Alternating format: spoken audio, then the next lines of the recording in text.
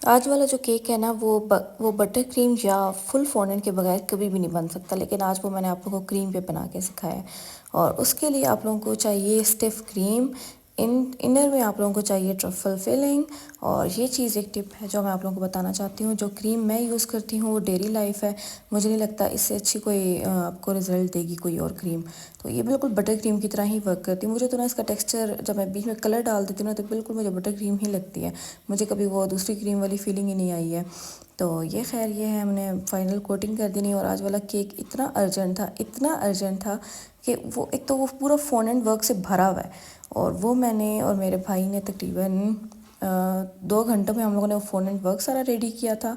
और जो पूरा केक है वो हम लोगों ने सारा 4 घंटों में तकरीबन हम लोगों ने बना के दिया था। और मैं कहती हूँ वो चीज़ मैंने ना उस चैलेंज को लिया था कि मैं कर सकती हूँ कि नहीं कर सकती हूँ, लेकिन मैं कर सकती थी। आपको पता है रोज़े में पता नहीं उस दिन ना मुझे चक्कर इतने ज़्यादा आ रहे थे। मैं बैठती थी ना, मैं खड़ी नहीं हो सकती थी, मेरी इतनी बुरी हालत थी। पता नहीं, मुझे नहीं पता मेरे साथ क्या हुआ था उस दिन। मुझे कभी चक्कर नहीं आते, ज़िंदगी में कभी भी नहीं आते हैं, लेकिन उस दिन आ रहे थे। पता नहीं अब क्या था मेरे साथ, तकलीफ़ क्या थी मुझे। तो मैं बाबर अम्मी को कहती अम्मी मुझे नहीं आते, मुझे क्या हुआ है, मुझे क्यों आ रहे हैं। तो खैर ये था, इतनी तबीयत ख़राब थी। फिर भी मैंने ना 2 अर्जेंट ऑर्डर कंप्लीट किए थे। एक स्पाइडरमैन वाला मैंने कल शेयर किया था, वो तो चलो उन्होंने रात को एक बता दिया था, लेकिन इन्होंने तो मुझे 2 बजे बोला था और तकरीबन 3-4 बजे जाके हमारा ऑर्डर कंफर्म हुआ था। और उसके बाद फिर मैंने 8 बजे इनको डिलीवर किया। सॉरी, वो खुद आई थी लेने 8 बजे। तो ये था हमारा, मतलब कि 4 घंटों में हम लोगों ने रेडी करना था। और आप लोग देखें इसमें फॉन्डेंट वर्क कितना ज़्यादा है। ये जो रंग बिरंगी स्ट्रिप्स है ना, ये माज ने रेडी की थी, बाकी सारा मैंने खुद रेडी किया था। जो उसने रेडी किया ना उसके लिए भी हर कलर की फॉन्डेंट चाहिए थी, उसको बेलना फिर उसको कट करना। तो मैं कहती हूँ माज के लिए वही बहुत था जो उसने वो करके दिया, और इतना अच्छा वर्क करके दिया था उस पर। और फिर बाकी पॉकेट्स वगैरह हमने बना ली थी।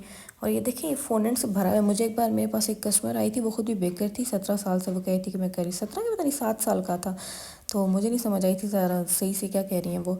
तो कहती हैं कि उन्होंने ना एनिमल केक बनवाना था अपने किसी भांजे भतीजे के लिए, यहीं पे भिजवाना था, वो किसी और सिटी की थी। तो कहती हैं कि मैंने ऐसे बनवाना है, तो आप तो फ्रेश क्रीम में बनाती हैं, मुझे बटर क्रीम में चाहिए। मैंने कहा मैं फ़्रेश क्रीम में बना चुकी हूँ, टॉप पे इतने ज़्यादा मैंने भारी भारी टॉपर्स रखे हैं, तो कोई मसला नहीं होता। कहती हैं कि मैं 7 सालों से मैं काम कर रही हूँ, मुझे पता नहीं हो सकता है। तो मैंने कहा मैं करके दिखा सकती हूँ।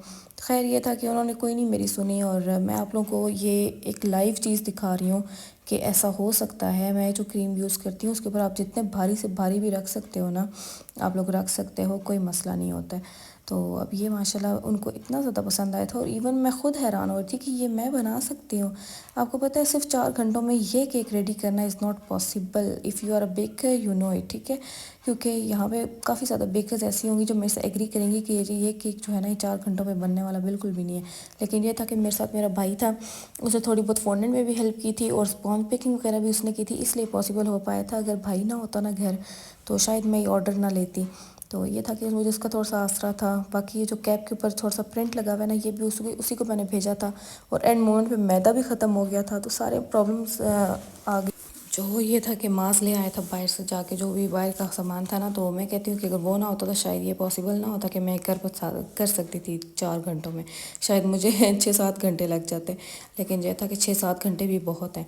बाकी मैं ना ये बोर्ड पे एडजस्ट करने सॉरी बॉक्स में एडजस्ट करने की कोशिश करी थी कि बस इसका कॉलर ख़राब ना हो।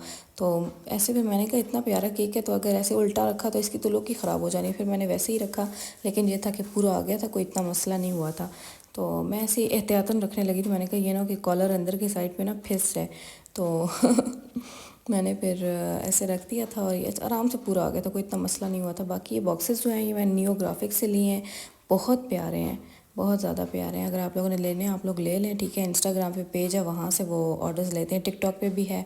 और बाकी व्हाट्सअप नंबर आप लोग वो अपनी मर्ज़ी से शेयर कर देंगे अगर आपने उनसे पूछा। बाकी ना इस केक का स्पॉन्ज मैंने वेट किया था, उसका 889 वेट था। उसके बाद जब मैंने इसकी वो की थी ना चॉकलेट वाली कोटिंग, उसके बाद मैंने किया था, उसके बाद इसका 1500 था। और अभी सब कुछ पैक करने के बाद याद आया तब हमने किया, तब 2100 था। मतलब कि सारे फॉन्डेंट के टॉपर्स मिला के 4 पाउंड का बना था, लेकिन ये ऑर्डर 3 पाउंड का था। और ये 3 पाउंड ही काउंट होगा क्योंकि जो फॉन्डेंट का वेट होता है वो काउंट नहीं होता है उसमें।